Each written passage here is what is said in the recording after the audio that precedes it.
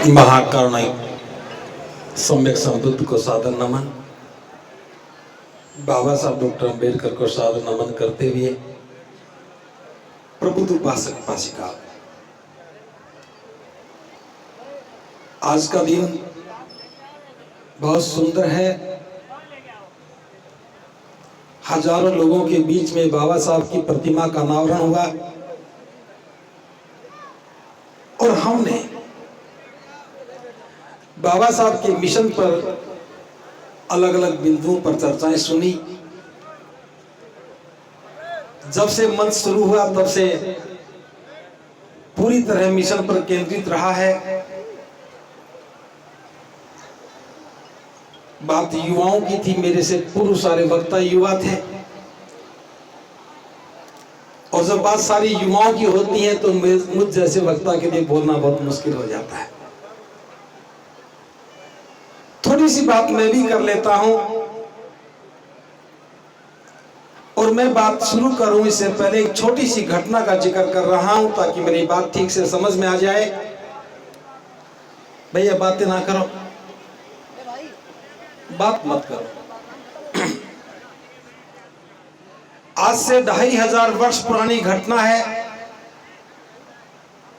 और महाकारुणिक बुद्ध के साथ घटी हुई घटना है, और एक विशेष मकसद के लिए मैं इस कहानी को सुना रहा हूं, इस घटना को सुना रहा हूं, क्योंकि ये बात जो मैं बताने जा रहा हूं आज भी हम सब पर लागू होती है। एक मोगलैंड नाम का व्यक्ति था, बहुत समझदार था, बड़ा जिज्ञासु था। एक बार तथागत के पास आया। उस समय तथागत सावथी के जैतवन विहार में ठहरे हुए थे, जिसे आज हम श्रावस्ती कहते हैं। उस समय इसे सावथी कहा जाता था। मोगलैंड ने बहुत सारी अपनी जिज्ञासाएं बुद्ध के सामने रखी और बुद्ध ने उनका निराकरण किया, उत्तर दिया।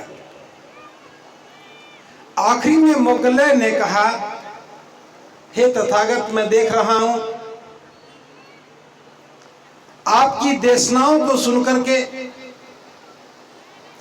बहुत सारे लोगों का कल्याण हो गया, लेकिन फिर भी बहुत सारे ऐसे लोग हैं जिनका कल्याण बिल्कुल भी नहीं हुआ।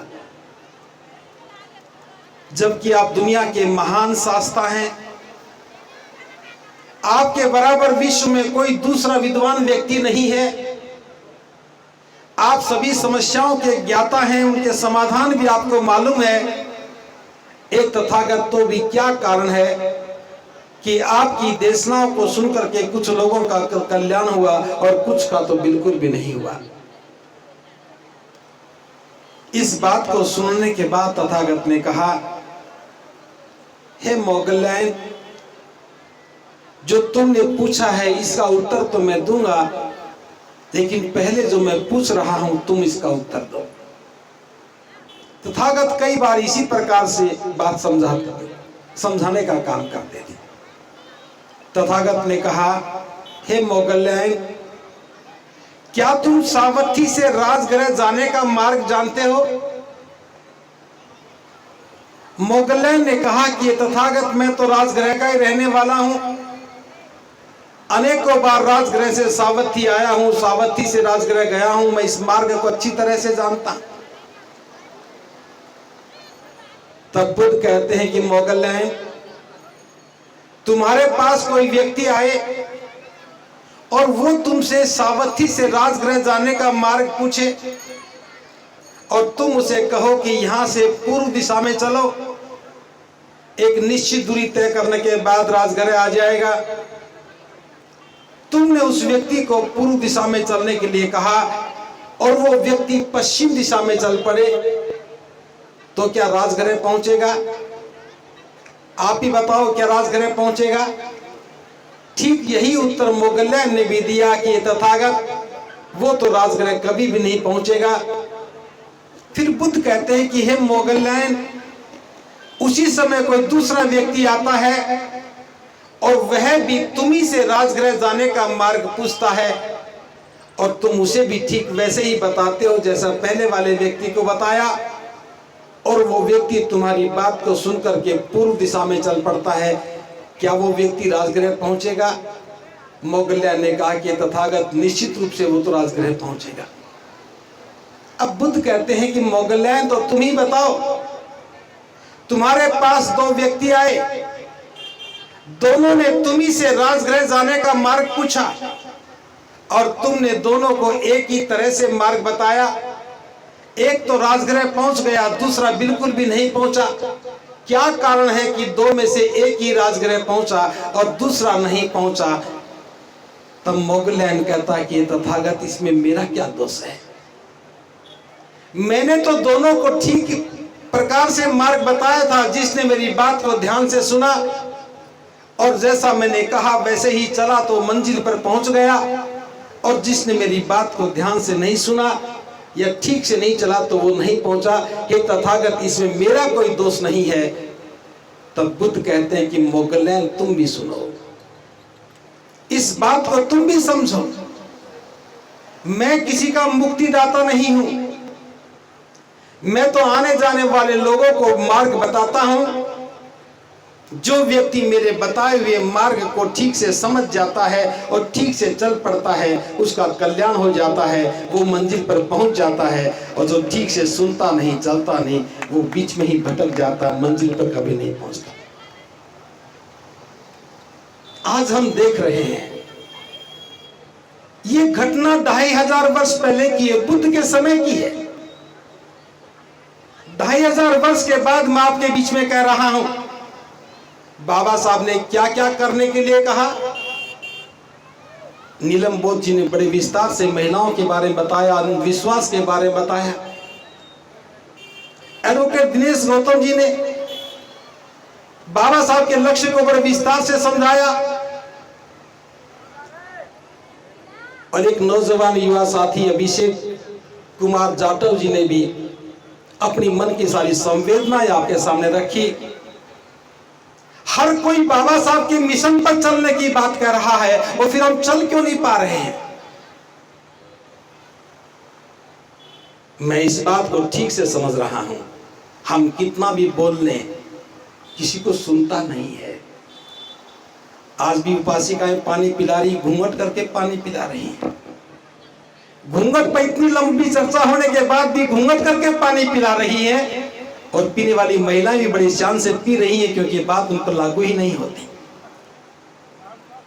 मैं सिर्फ एक बात इतना करना चाह रहा हूं, महापुरुषों ने हमें लक्ष्य बता दिया, उस पर चलने का मार्ग बता दिया, मंजिल पर किस उद्देश्य के लिए पहुंचना है वो बातें बता दी। फिर हम बीच में भटक क्यों रहे हैं? किसके कहे से हम अपने लक्ष्य से भटक रहे हैं?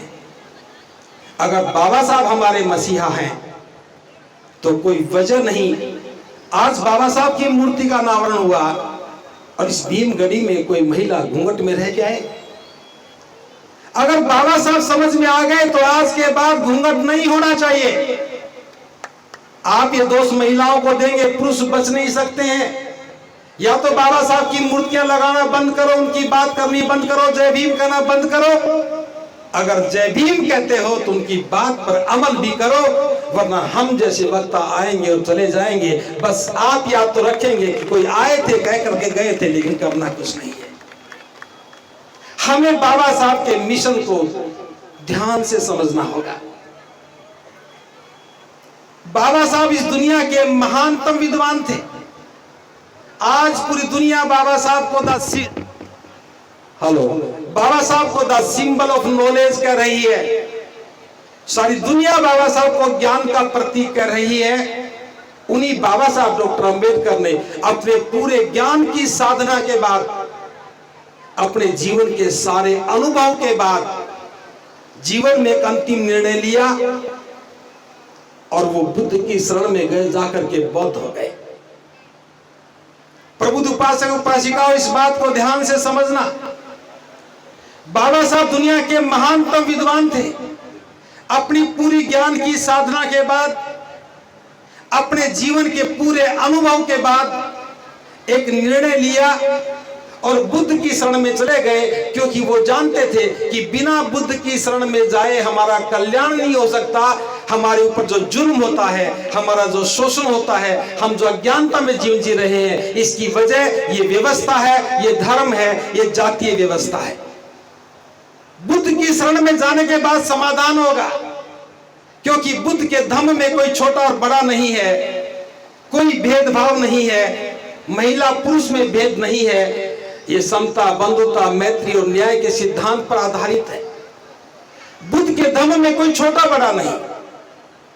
बाबा साहब ने निर्णय लिया और लाखों लोगों के साथ बाबा साहब बौद्ध बन गए।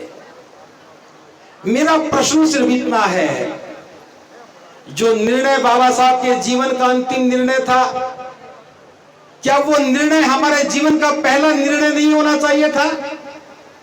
बाबा साहब ने जो निर्णय जीवन के अंतिम दौर में लिया, हमारे जीवन की शुरुआत वहीं से होनी चाहिए थी। अगर ये बात ठीक से समझ में आ जाती तो आज हमें ये सब बातें कहने की आवश्यकता नहीं पड़ती। और अब भी ताली बजाने के बजाय तारीख तय करो। तारीख तय करो कि कब बाबा साहब की बात को मान करके बौद्ध बनोगे। और याद रखना, अगर बौद्ध बनना है तो कैसा बौद्ध बनना है? इस जाति को यहीं दफन करके बाहर निकलना है। अगर बौद्ध बन करके भी जाटो बने रहे, वाल्मीकि बने रहे, कुम्हार वो लोहार बने रहे, तो फिर यहीं ठीक हो। बौद्ध बनने के बाद अज्ञानता और अंधविश्वास से बाहर निकलना है। अगर अज्ञानता अंधविश्वास में फंस करके होली, दिवाली, दशहरा मनाते रहे, पति शराब पी के पड़ा है, पत्नी करवा चौथ का व्रत करके लंबी उम्र की कामना करती है, ये अज्ञानता नहीं तो क्या है? आज हम बाबा साहब के नाम पर उत्सव मना रहे हैं और थोड़े दिन के बाद आप ही होली और दिवाली के दिए जलाओगे। आप ही भैया दोस्त पर राखी बांध रहे हो। क्या ये मिशन में आती हैं? बहन बनकर के भाई के पास जाके राखी बांध रही हो, मनुवाद का काम कर रही हो, और आप भी साथ लेके जा रहे हो, राखी बंधवा रहे हो, मनुवाद का ही पोषण कर रहे हो। अगर हमें मिशन समझ में आ जाए तो हमें क्या करना है? सबसे पहले हमें समझना होगा, हमारा आंदोलन मान, सम्मान और स्वाभिमान का आंदोलन है। और मान का मतलब है जीवन के मूल्य। और जीवन के मूल्य जब बनेंगे, जब हम 5 सीलों का पालन करने लगेंगे। 5 सीलों का पालन करने से जीवन श्रेष्ठ बनेगा, और श्रेष्ठ जीवन बनने के बाद हम सामाजिक समस्याओं का निदान करेंगे। हमारी समस्याएं कौन सी हैं? हमारी समस्या गैर बराबरी की है। हर व्यक्ति के मन में भाव है, वो मुझसे बड़ा है, मैं उससे बड़ा हूं, वो मुझसे छोटा है। जब हम इस भाव में जीते हैं तो कोई दूसरा भी हमारे साथ ऐसा व्यवहार करता है, और ये हमारे मनोबल को गिराने का काम करता है। आप नारे लगाते हैं, बौद्ध धर्म की क्या पहचान? लगाया होगा ना? मेरे साथ लगा के देख लो। बौद्ध धर्म की क्या पहचान? जोर से, बौद्ध धर्म की क्या पहचान? थोड़ा और जोर लगा लो। बौद्ध धर्म की क्या पहचान? ये सिर्फ नारा है या इसको हकीकत में होना चाहिए? हकीकत में होना चाहिए तो आज से ही हमें ये बात समझनी चाहिए, यदि हम बाबा साहब के अनुयायी हैं तो कोई छोटा और बड़ा नहीं है, महिला पुरुष में कोई भेद नहीं है। अगर ये बात समझ में आ जाए तो आज ही चूड़ियां उतर जाएं, आज ही घूंघट खत्म हो जाए, और आज ही हम भाई भाई से प्रेम करने लग जाएं। मुश्किल काम नहीं है, मन को बदलना है। दूसरी बात, हमारी समस्या हम पर होने वाला जुल्म है। और जुल्म क्यों होता है? क्योंकि हम गरीब हैं, और गरीब इसलिए हैं कि हम कर्जदार रहते हैं। एक शादी करने के नाम पर लाखों रुपया बर्बाद करते हैं। घर में बच्चा पैदा हो जाए तो हजारों रुपया बर्बाद करते हैं, और घर में कोई मर भी जाए तो जिससे आप रोज लड़ते हो उसी को जाकर के पूछना शुरू करते हो। अगर ये बात समझ में आ जाए कि हमें अपने नौजवानों को गरीबी से मुक्त करना है, मैं ये बात पूरे विश्वास के साथ कहता हूं, यदि कोई नौजवान आज संकल्प ले ले कि उसे जीवन में गरीब नहीं रहना है, तो बस एक ही काम करना होगा, उसे सामाजिक परंपराओं को बदलना होगा। बौद्ध बनने के बाद हमारी समझ में यह बात आनी चाहिए कि बौद्ध बनने के बाद हम विवाह कैसे करें, और विवाह करने के लिए बारात और दावत बैंड बारात इनको बंद करना होगा। दो बात मेरी मान लो बस।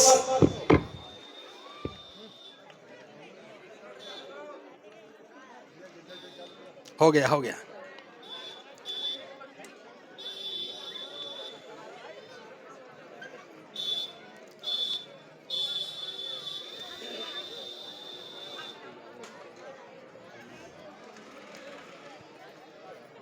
मेरी दो बात मान लो। एक बात तो ये कि बारात में जाना बंद कर दो। एक बात तो ये कि बारात में जाना बंद कर दो, और दूसरी बात दावत खाना बंद कर दो।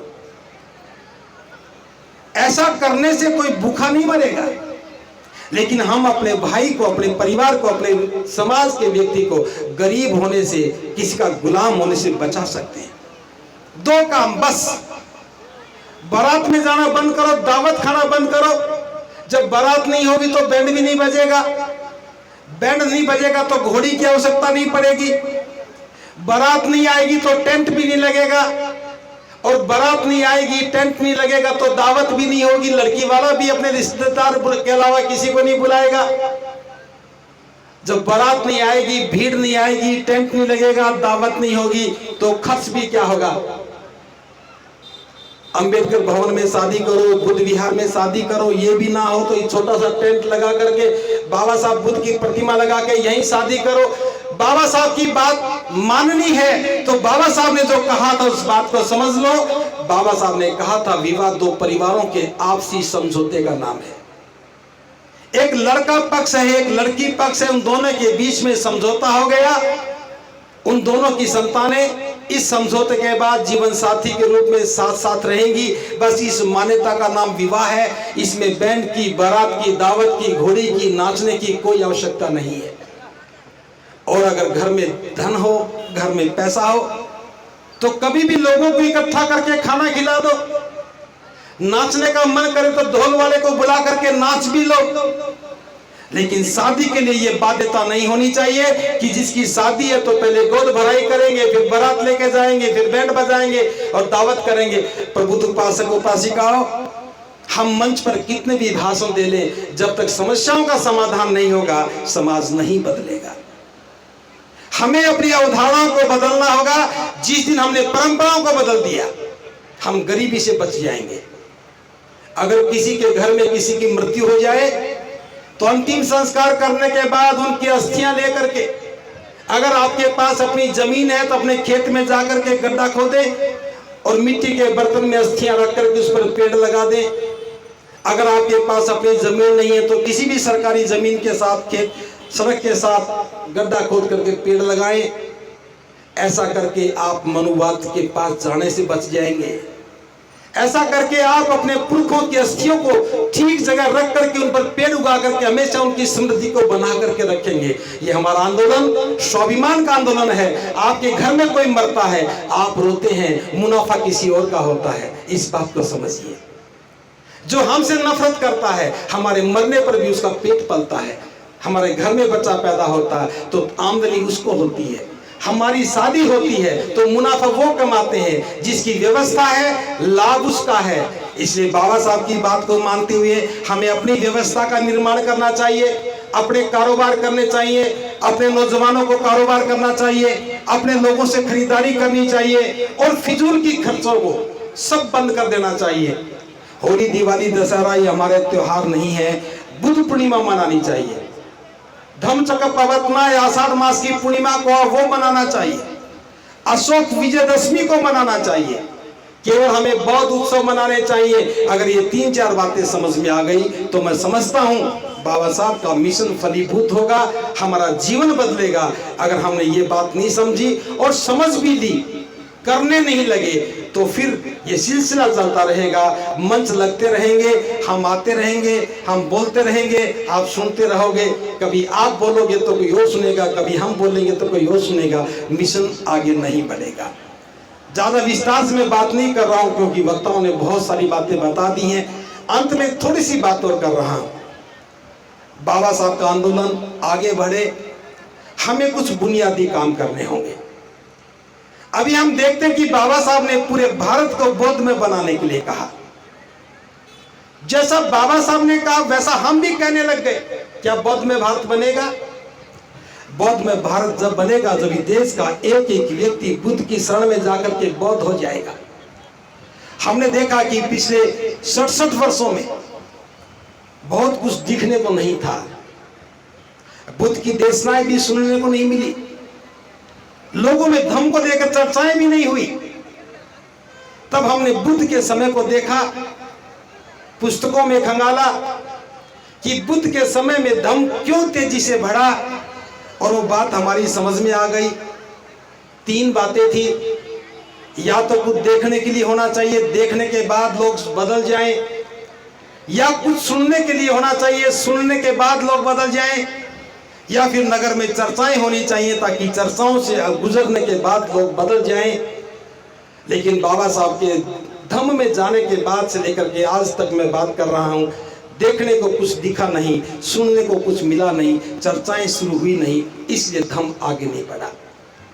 इसके समाधान के रूप में बाबा साहब के इस कारवां को आगे बढ़ाने के रूप में हम सब लोगों ने मिलकर के एक निर्णय लिया। आपके नजदीकी गौतम बुद्ध नगर है, ज्यादा दूर नहीं है। गौतम बुद्ध नगर में 31 अक्टूबर से लेकर के 8 नवंबर तक 9 दिन के लिए विशाल सामनेर, पवज्जा और ध्यान साधना शिविर है। सामनेर का मतलब है सिर मुंडवा करके कासाई वस्त्र पहनना। केवल 9 दिन का शिविर है।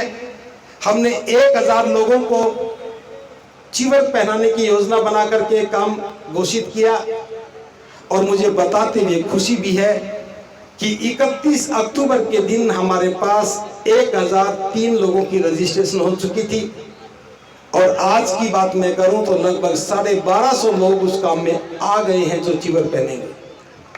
चूंकि मैं आपके गांव में आया हूं, दूर दूर के लोग आए हैं, आसपास के लोग आए हैं, आपको भी सूचना दे रहा हूं, जानकारी दे रहा हूं। आप लोगों को भी आना चाहिए और 9 दिन सिर मुंडवा करके, कासाई वस्त्र पहन करके बुद्ध के समय में भारत कैसा था उस दृश्य में शामिल होना चाहिए। आप जब देखेंगे कि हजारों लोग सिर मुंडवा करके, कासाई वस्त्र पहन करके एक साथ बैठे हैं, ध्यान साधना कर रहे हैं, एक साथ चक्रमण की साधना कर रहे हैं, एक साथ भोजन ले रहे हैं, कितना भाव विभोर करने वाला दृश्य होगा। कल्पना मन में वही आएगी जब बुद्ध के साथ हजारों भिक्षु चलते थे तो लोग ऐसा अनुभव करते थे। आज हम बाबा साहब डॉक्टर अंबेडकर के अनुकंपा से उस अनुभव को देख पाएंगे। फिर आप उसके हिस्से बनेंगे तो आप इतिहास में अपना नाम भी दर्ज करवाएंगे।